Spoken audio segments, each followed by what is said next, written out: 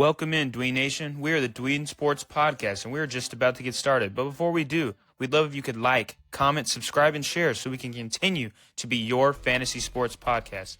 Thanks for being part of Dween Nation, and enjoy the show. Welcome in, Dween Nation. This is your host, Justin Pies, alongside Genoa Agudelo, and today is our Week 3 game predictions video, rapid fire style. As you guys already know, we're going to run through these games, each and every single one of them, predicting the winners and losers, and then after we got to discuss some of the biggest matchups on the week. But before we dive into all of that, how you doing, Genoa? Yo, Dween Nation. Justin, it's Week 3. I'm so excited. There's a ton of games that we kind of need to talk about after we make our picks, but it's going to be a fun week. Obviously, I wish Thursday night would be a little bit more interesting. Obviously, everyone's kind of down on Miami right now, but they have a fun offense and Tua is healthy. Hopefully we get a good game there, but it's going to be a fun week, and I'm excited. Yeah, man, I'm super excited. I think the slate still has a good amount of games. I am not as excited of this week compared to last week. There were some really good games, and then especially week 1. But I'm hoping that Miami can put up some fight against Buffalo to make that game interesting. But I have a feeling it might just be how the Bills played the Jets last week, where it was like 30-3 dominating fashion. But we'll dive into that. And we'll start. You have my timer set up? All right, I appreciate that. Well, you count me down, and I will run through these games. All right, rapid fire picks in 3, 2, 1, and go. All right, Thursday night football, got to be the Bills. Easy money there. We move to Sunday. Green Bay goes to Cleveland. Cleveland's just not good enough. I'll take the Packers on the road. Indianapolis at Tennessee. This could be a sneaky game for Tennessee to win. I'm not going to go there. I'm going to ride with Daniel Jones. I can't believe I'm saying that. Cincinnati at Minnesota. At first, we thought we had Joe Burrow and J.J. McCarthy. No, we get Jake Browning and Carson Wentz. But I'll take the home team and the Vikings to get the victory there. Pittsburgh at New England. I think this game might be similar to how the Jets played the Steelers. It's going to be a little bit higher scoring, but I'll take the Patriots to win at home. Rams and Eagles. This is my game of the week for sure. I think this is going to be a super intense, close game, but I'm going to take the Eagles to win. Jets and Tampa Bay. No Justin Fields, so it's Tyrod Taylor. Doesn't matter. I'll take the Buccaneers anyway. The Vegas Raiders versus the Commanders. And this game could change if Jaden Daniels doesn't play, but I think that he will. And even if he doesn't, I'm going to lean Washington slightly. Atlanta plays Carolina. Carolina has looked really bad, and Atlanta's defense has looked surprisingly good. I'll take the Falcons here. Houston at Jacksonville, and I looked up a stat here. Jacksonville has not beaten the Texans at home since 2018. It's been a very long time. And so I'm going to take Houston to win on the road here to stave off an 0-3 start. Then we got Denver at the Chargers. I'll take Los Angeles to get the victory with Justin Herbert there. New Orleans and Seattle, easy Seattle victory there. Dallas and Chicago. This game is going to be tight, hopefully high scoring because I think it could be a fun one. But I'll take the Bears to get their first win here. Arizona at San Francisco. I just don't trust Kyler Murray in that offense. I'll take the 49ers. Chiefs at Giants. This could be a big one, but I just don't see the Chiefs going 0-3 and then having to play the Ravens next week. So I'll take Kansas City. Detroit at Baltimore. I think Baltimore's going to win big time. All right, Justin. 51 you got. And you know what? It feels like a good 151. I like every matchup. You needed to provide some detail in each matchup. A little insight. Yeah. I'm happy. I agree because you know what? Like last week had a super interesting slate of matchups. This week it's a little bit different where they got, you look at a Cincinnati and Minnesota and you're like, all right, this is what's going on. Obviously you got 2 quarterbacks there, 2 receivers that dominated in college together, and it's got a lot of layers to them. And then but yeah, look, I'll go ahead and go. We got to discuss some of these matchups. I think you and I we got to discuss these matchups. But I'll go ahead and go. Let me know when you're ready. All right, I'm ready. I'll count you down. Ready? 3, 2, 1. All right, Buffalo. They slap Miami at home. Give me the Bills Thursday night. Green Bay goes to Cleveland, and I think they win. Give me the Packers. Let's go. Tennessee home with the Colts. I'm going to go with Cam Ward to get his first victory in the NFL. And the Minnesota hosts Cincinnati. I'm going to go with Minnesota's defense. They make a late stop. I do think this is a close game, though. Give me the Vikings. Let's see. Steelers at Patriots. I think this is a close one. Give me the Steelers, though, coming up victorious. Then we go to Philadelphia, where they host the Rams. I think Philadelphia dominates in time of possession because of the running game. Give me the Eagles. Tampa Bay destroys the Jets. Give me the Buccaneers at home. 10. Host the Raiders. Regardless of who it is at quarterback for the Commanders, I still think they get the victory. Give me the Commanders. Atlanta at Carolina. Let me go with Atlanta. Steals one on the road. Give me the Falcons. Jags host the Texans. I'm gonna go with the Jags. Sorry, I know I'm wearing the Texans hat. Chargers hosting the Broncos. This is gonna be a close game. I think this is a defensive battle. Something tells me it's gonna be a defensive battle. Give me the Chargers in a close defensive battle.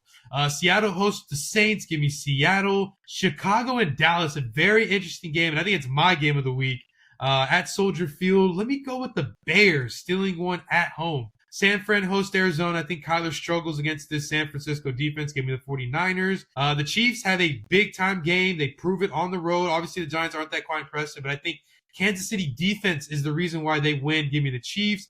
And then Baltimore hosts the Lions. I think this is a good game. I think it's a shootout. Last time it was a blowout when the Lions were there in Baltimore. But give me the Ravens on a Tyler Loop game-winning field goal. All right, you got a minute 49 there. There were some very interesting takes that we definitely need to dive into from me and you. But let's start with that Texans game, because obviously we are Houston fans, but this game is interesting. It's obviously a division matchup, and the Texans are 0-2 when they, obviously they were the favorites to win the division.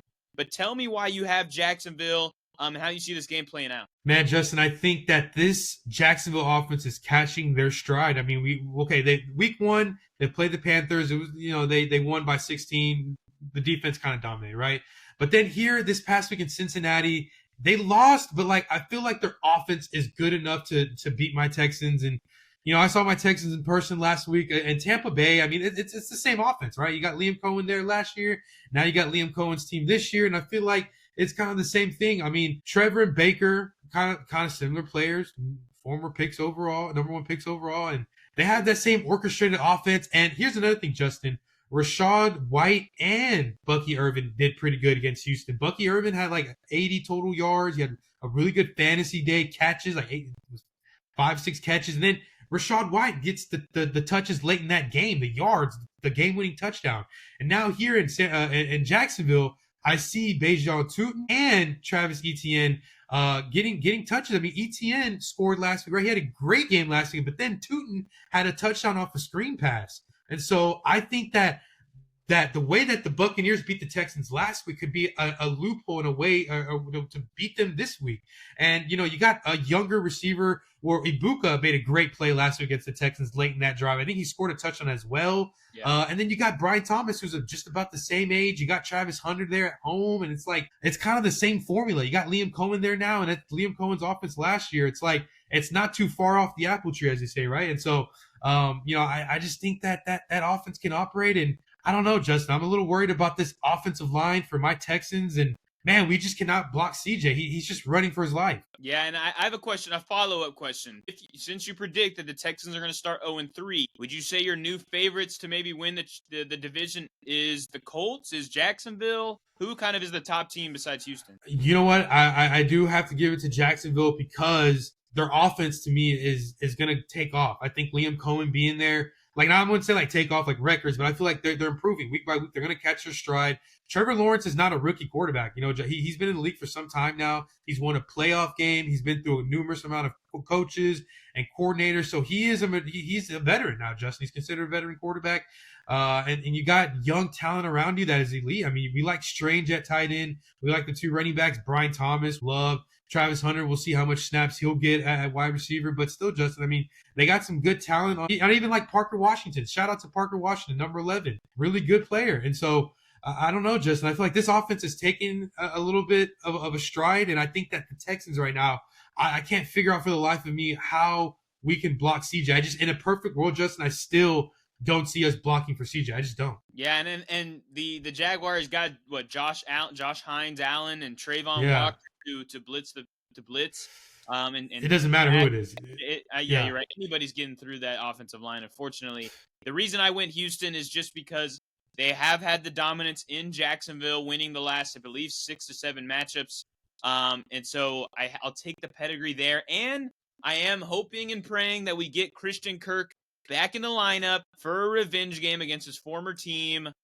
So I think his addition kind of is going to mean a lot more than people may realize, because he's such a consistent piece, somebody that CJ can really rely on in the short passing game. So I like Houston there. Let's talk about the Dallas Cowboys and the Chicago Bears. We both have Chicago, which currently would be an upset because Dallas is favored in this game.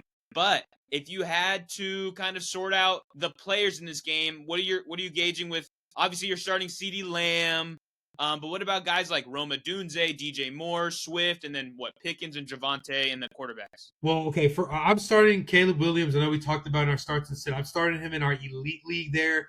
Dak Prescott, I feel good, okay about it. I feel okay about it. I'd start him, but there's a couple of quarterbacks. I'd start Dak over like Kyler. Obviously Joe Burrow's out, so if you have Dak as a backup to Joe Burrow, then you can start Dak Prescott. Obviously, if Fields is not going to play this week, if it comes down to Dak or Daniel Jones, I'd take Dak. Obviously, if you have J.J. McCarthy, he's not playing at Dak. If you have Jalen, what about go ahead. Dak in your start of the week, Drake May? I'll go Drake May, okay. But it's not. It's a little only because of the one's home and one's not. Right. But even like Jalen Hurts there, Justin. Jalen Hurts has been milking the clock. He'll get a rushing touchdown, but he's not really passing it to A.J. Brown or Devontae Smith. So I'd even start Dak Prescott, over Jalen Hurts. Brock. If you have a Brock Purdy, he's questionable. If you don't like Mahomes' matchup, and etc. But for me, Justin, I think these are two quarterbacks that for the next I think like Caleb Williams is gonna he's a great quarterback and he's gonna be portrayed as Chicago's own Dak Prescott. I think maybe I'm not saying Caleb Williams is probably not gonna win a Super Bowl, but Dak Prescott, he's won a couple playoff games. It's a historic franchise. The Bears, they finally have their franchise quarterback, and I think for the next couple years we're gonna see some Dak Prescott-like finishes to the season where maybe they might win a division. They might go like 14-2 like they did in 2016 in Zeke's rookie year with Dak. And, they might have a couple great seasons, but it's going to be tough for them to reach a championship game, to reach the Super Bowl. And I feel like these are two quarterbacks that, it's kind of like they're looking in the mirror, but they're in different ages, different stages in their career. And I'm very interested to see who gets the better end of this because I think both defenses are beatable. I think that Caleb Williams is capable to have a big-time game, and Dak Prescott is capable to have a big-time game. But can they prove it? Who's going to step up? Because to me, Justin, both quarterbacks remind me of each other as far as yes, they can win you games, but can they win the big games? Can they shine in the brightest of moments? And both of these, Caleb, this is his second head coach, and Dak, this is, is his third. So, it's very interesting to see who makes the adjustment. So I'm excited to see that matchup in Soldier Field. Yeah, I mean, I'm hoping both of them answer the call, and this game is a, high-scoring affair like it was with Giants-Cowboys last week. That'd be a lot of fun. I do in my own quarterback rankings that I posted on TikTok, I have Dak at quarterback 4 on the week and Caleb Williams at quarterback 5. So I am very high on this game being a offensive shootout. And I think that, Roma Dunze, you're going to love to have him in your lineup. Swift as well is going to be a really good play. Pickens, I think you might have to rely on a touchdown happening for him. I don't think he's going to receive that volume. But a guy who actually received a lot of volume that I was impressed with was Jake Ferguson last week. He had 9 receptions. So I think he's also a start. He's a start over guys like definitely Mark Andrews, Jawan Johnson, who you might have picked up this week. Guys like Hunter Henry, Evan Ingram. I'd still put him over. Let me think. Yeah, Njoku. So I see he's a top 10 tight end play for sure. And yeah, if you're curious, obviously drop your questions about Ferguson. But yeah, I like him this week. I guess before we kind of wrap up here, I want to get your 2 takes. Give me your upset of the week and your lock pick of the week, and you can kind of include the lines there, the money lines. Like if you think that Green Bay will cover the 7.5 point spread, stuff like that. Okay, Justin, I'm gonna go super spicy here. You're not gonna expect this one, but I think Cleveland could upset Green Bay. Wow. Now, I just think that they're in the dog pound. Josh Jacobs is a little questionable. I think that maybe Green Bay might be riding just a tad bit high off the 2-0 start. I think they're going to be a great team throughout the whole season. They are my team to come out of the NFC, but they have one of those games. A couple years ago, San Francisco riding high off a 6-game winning streak. This is the team that went to the Super Bowl in Vegas, but they missed off of Jake Moody. They lost off a Jake Moody miss. And Cleveland dominated them. I don't even think who's the starter. Deshaun wasn't the starter yet. Echo might have not. It might have was. It was DTR. Yeah, it was top. Yeah, it was. And so I feel like this might be a similar thing. And if Josh Jacobs is not there, they're going to need a big Jordan Love game because, yes, Cleveland is, probably the worst team. But I feel like they have that pretty solid defense with Kevin Stefanski calling plays on offense to steal one, right, at home against the Packers. Obviously, if this was in Green Bay, it'd be a different story. But in Cleveland, at the dog pound, Sunday afternoon, there's not really bright lights there. That's kind of those any given Sunday kind of scenarios. And then if you don't mind me asking, what was your second Your take lock. you needed me? The lock of the week, yeah. Lock of the week. I gotta go Washington. Or you know what? I'm gonna go with the Chiefs. I'm gonna go with the Chiefs. Play it safe. I think I'm gonna say both. I think whoever is the quarterback, I think they're gonna be able to move the ball. Bill Crosby's gonna have a great game this week. They're gonna dominate Vegas. But I'm gonna have Kansas City because they are 0-2. They are the reigning AFC champions. And against the Giants, I don't think they go 0-3. I think this is a big time Chiefs defensive, a Spags masterclass. Spags was once a Giant, won a Super Bowl, knocking off the Patriots as a Giants coordinator. Now he's going to go into MetLife. And, maybe might be his final hurrah. You know what I'm saying? And so he wants to call a masterful defensive game. Chris Jones, a sack and a half, 1.5 sacks. And I'm going to say 6 tackles. He dominates the line of scrimmage. Scadaboo, Tracy, it's a rough day for them. Karlaftis, another middle linebacker. I'm a big fan if he has a great game as well, Justin. Yeah, okay. So you got Chiefs, got Washington, and then your upset could be Cleveland, which we were thinking completely alike there. When you mentioned a possible upset, I thought right to that 49ers year where I think they were like 6-0 at the time. So it was a little bit further in the season, but they were balling, and then it just, they caught the wrong week. The Browns were able to capitalize and get the victory there. I could totally see that happening. No Jaden Reed. He's out for the next 6 to 8 weeks. We'll see if any of those other receivers can step up. Dobbs, Wicks, Golden. Obviously, Tucker Kraft has kind of established himself now as maybe the primary pass catcher there. But it's definitely possible. And if you get it right, that would be a really good call. For me, my upset of the week would probably be where I had one that I was really wanting to mention. Gosh, upset of the week. I think that the Panthers might be able to keep that game close and cover the 5.5 point spread. That's a tough I'm not good with the spreads. Justin, to me, the spreads is so tough to get it because I have so many fantasy implications running through my head. Yeah. So I just feel like the number. I just got to take the victory. I just got to take. I can't have they win by three or 4.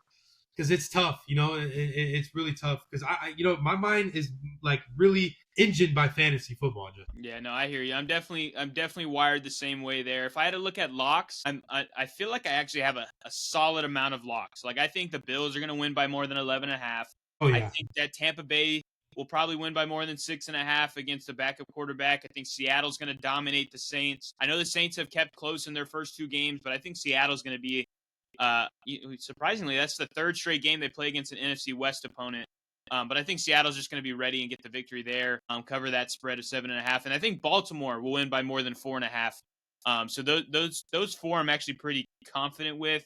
The upsets are a little bit harder to come by. I did predict Houston to win that game. They're not favored. Same with New England. They're not favored against Pittsburgh. So that's kind of where I land there. But Dween Nation, those are our NFL game predictions for week 3 of the NFL season. If you're curious more about our rankings, that'll be on TikTok. About our starts and sits of the week, we have a YouTube episode of that, so go check that out. Bold predictions will be posted on TikTok. Kind of anything under the sun for fantasy football, we're here, and we're going to be posting about it. So if you have any questions, needing any advice, we are here to help. But thank you guys for listening, and Genoa, send us out. Yo, Dewey Nation, this was our rapid fire picks of the week. Let us know what you think. Comment down below. We're going to be posting this on TikTok as well. We're so excited for week 3, guys. But thank you guys for watching. We love you guys. And as always, peace.